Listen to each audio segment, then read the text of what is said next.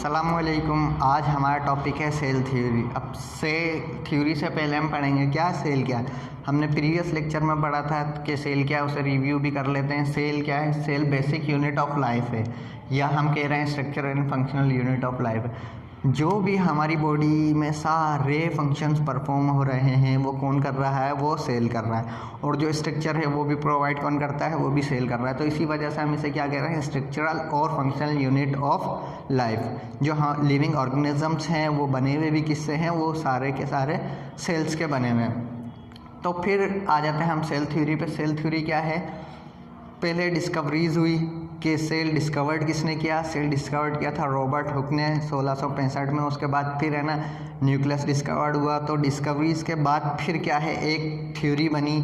Theory किसकी बनाई? वो सेल थ्योरी, उसकी सेल के बारे में थी, तो उसे हम कह रहे हैं सेल थ्योरी। अब दो साइंटिस्ट थे, एक साइंटिस्ट कौन सा था? शेल्डन, और दूसरा साइंटिस्ट कौन सा था? वो था श्वान।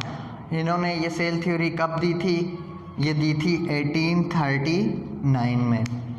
तो उसके बाद एक और साइंटिस्ट था रोडल्फ वर्च्यू, जर्मन फिजिशियन था। फिर उसने एक और पॉइंट्स क्या था? ऐड किया था। उसने एक पॉइंट दिया था, तो वो पॉइंट क्या था? वो क्या है? All living cells are from pre existing cell.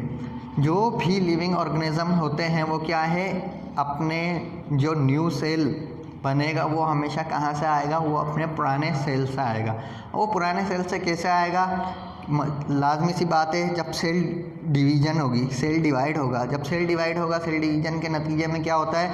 New cell बनता है। जो न्यू सेल जो बन रहा है ना, वो क्या है? वो कहाँ से आ रहा है? वो अपने पुराने सेल में से ही आ रहा है। तो उसे हम कह रहे हैं all living cells are from pre existing cell, comes from all pre existing cell.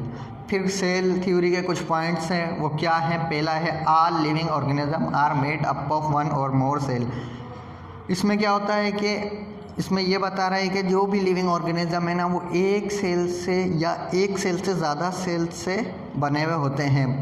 तो सिंपल सा हम ये समझते हैं, दो टर्म्स हैं, यूनिसेल्यूलर और मल्टी सेल्यूलर। यूनिसेल्यूलर में क्या होता है? वो ऑर्गेनिज्म जो कि एक सेल से बने हुए होते हैं।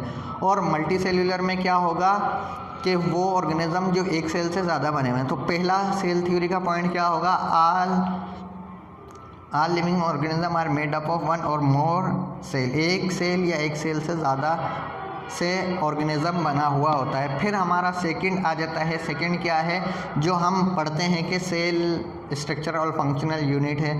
तो सेकंड पॉइंट इसका यही है, क्या है? All cell is the fundamental unit and structural and functional unit of all living organism. ठीक है। फिर तीसरा पॉइंट आ जाता है। तीसरा पॉइंट क्या है? Cell new cell is derived from pre existing cell.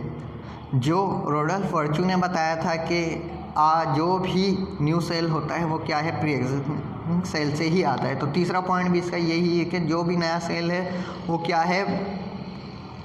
Derived from pre existing cell, वो निकलता है अपने पुराने सेल से ही।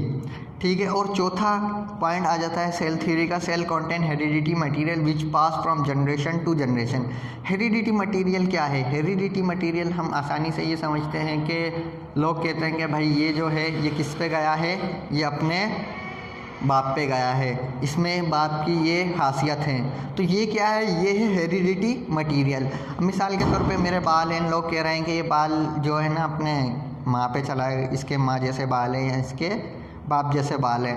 तो ये क्या है? ये है हेरिडिटी मटेरियल, और ये पास होता है जनरेशन टू जनरेशन। तो दैट्स माय लेक्चर। ये आज का हमारा लेक्चर था। इंशाल्लाह नेक्स्ट लेक्चर में हाजिर हूँ।